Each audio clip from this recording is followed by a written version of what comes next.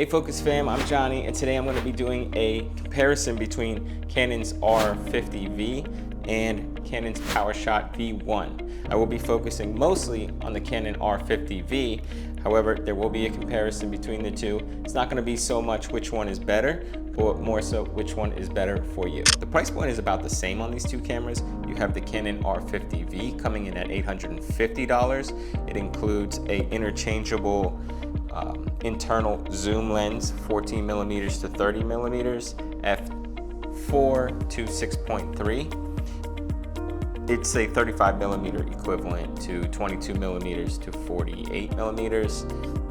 It does have image stabilization, which is nice.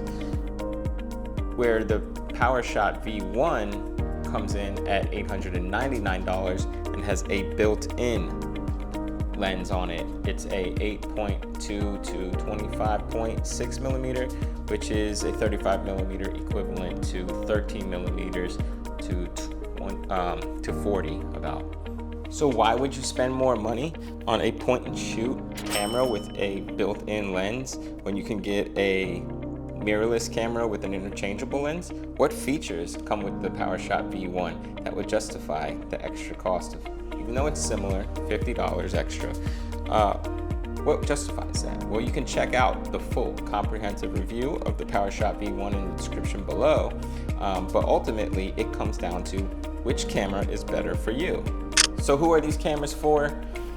The first thing that comes to mind is vloggers, content creators. But vlogging specifically, you know, they have fully articulating screens, a lot of other features that go in tandem with vlogging. The number one feature that I think of when it comes to vlogging is image stabilization. Vloggers are walking around, 90% of the time talking and walking at the same time. So cameras bouncing all over the place. We need to stabilize that footage. These cameras do not come with in-body stabilization. It's not really necessary. They have image stabilization in the lenses, both of them, as well as a digital IS mode, which is image stabilization done digitally through software to help reduce shake. So with the combination between the two, you don't really need to have in-body image stabilization. If you are somebody that really wants it to be smooth and stable, you can put these on a gimbal and you'll have your stabilization, and you can combine it with either the IS mode or just the stabilization in the lens. However, they are really fun to use on a gimbal as well. So this camera, the R50 V specifically, is fun because of with this kit lens, because of the internal zoom, and you don't have to rebalance the gimbal. You can just put it on there, change your focal lengths, and there's no difference in the weight distribution of the lens. So you can just set it and kind of forget it and just concentrate on what you're capturing, your frame, all the other things that we have to concentrate on as filmmakers. So what else do content creators want? Well, we want compact, ergonomic cameras with fully articulating screens that also have the ability to shoot vertically. Both of these cameras check those boxes, but let's take a closer look at the R50 V. The grip isn't as rubbery as the Powershot V1. However, it has really nice finger grooves. It has two 1/4-inch tripod sockets, which is great if you own a video tripod and you want to mount your camera vertically. You can add accessories to it, etc. The R50 V also has two record buttons, which was super useful when recording vertically in selfie position. The tally light also lets you know when you are recording in case you are unsure if you hit the button or not. So all of these features, the fully articulating screen, the two record buttons, the tally light, and the image stabilization all help go into content creation and is geared towards that, as well as filmmaking, because you have a 24.2 APS-C CMOS image sensor, as well as a Digic X processor, which allows 4K 60p crop, I should say 4K crop 60p and 4K 30p at full width, as well as full HD, full width, 120p recording. So if you look at the R50 V's mode dial, you will see a bunch of video mode dials versus the V1, which has the standard kind of dial of, you know, custom settings that you can set for. Usually it would be like portrait, a landscape one, an action one. You can custom set these little dials for stills, or you can even do it for movies. You have your manual mode, your AV, your shutter priority, and stuff like that. Where on the R50 V, you have a bunch of video dials, because this camera is a hybrid basically of filmmakers and content creators. So they really dialed in on that. So let's take a look at the R50 V at the SNF dial mode. That's the slow and fast mode.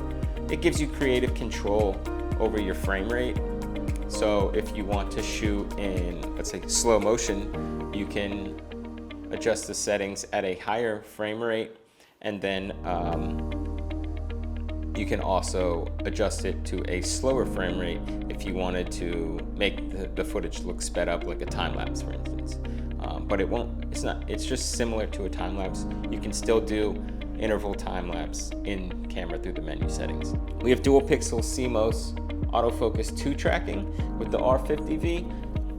It has people registration, so if you say shooting a wedding and you want to make sure that the bride is in focus, you could register her face beforehand, and then anytime she appears in the frame, it's going to prioritize her face, that she is in focus or her eyes in focus. That way you don't have to worry about missing the bride and maybe getting a bridesmaid and you're like, I missed that shot. Well, that's not a problem with people registration. You also have subject detection when it comes to vehicle subject detection, which is cool. You got people subject detection, animal subject detection. Both cameras have an easy to use automatic exposure and scene modes, such as movie for close-up demos.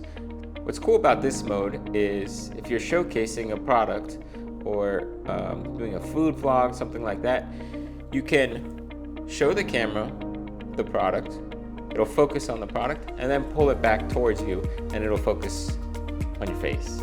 When you move the product forward to show it off, it will not focus on your face in the background. You have to put your hand there and try to block out your face because it's going to try to focus on your eye. It's not going to do that. It's going to stay focused on the product that you want to demo. Both cameras also have a smooth skin mode, which you can access by the dial on top of the camera. You go to the scene dial and you can access your smooth skin mode, which is great if you want to apply a in-camera filter that softens your skin rather than doing it in post. They also have a movie IS mode, which is the digital IS mode I talked about earlier when referring to vloggers and stabilization.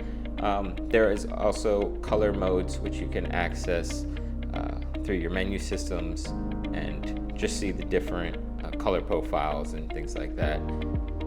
Speaking of color profiles, you have your Canon Log 3.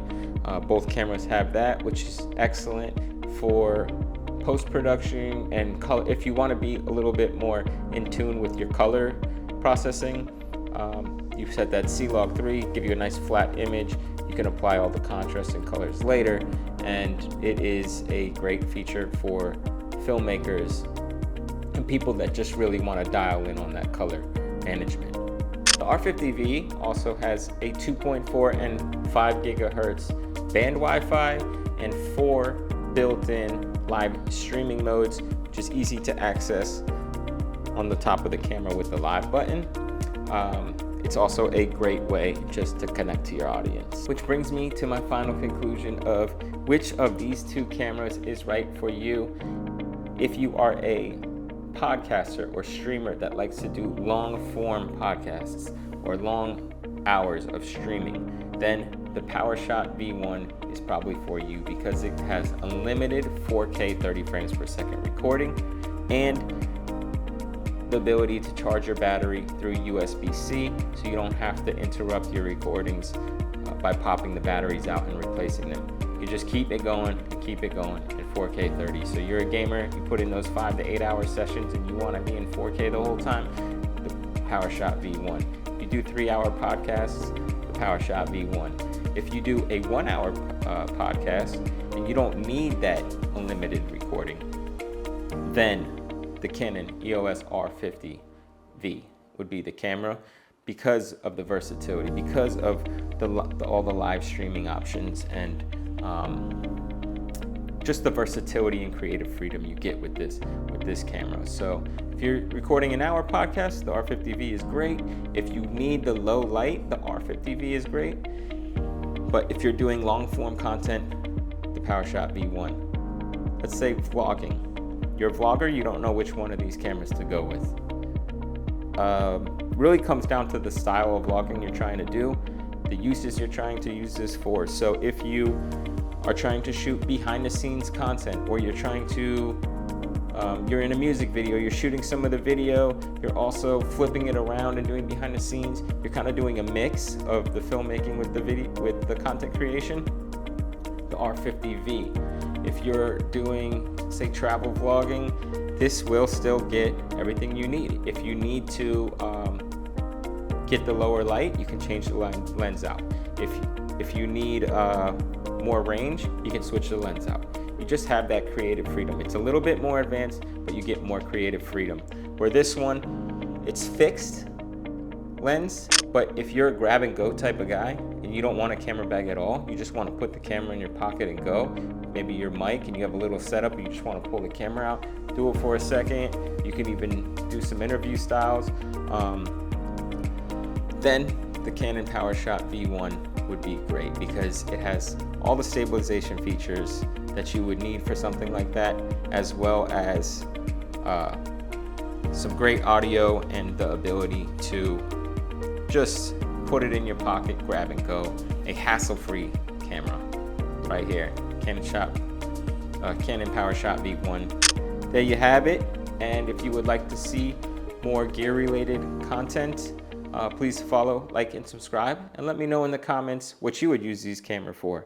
Vlogging, content creation, or podcasting, streaming, or is there something else that I missed here? Let me know.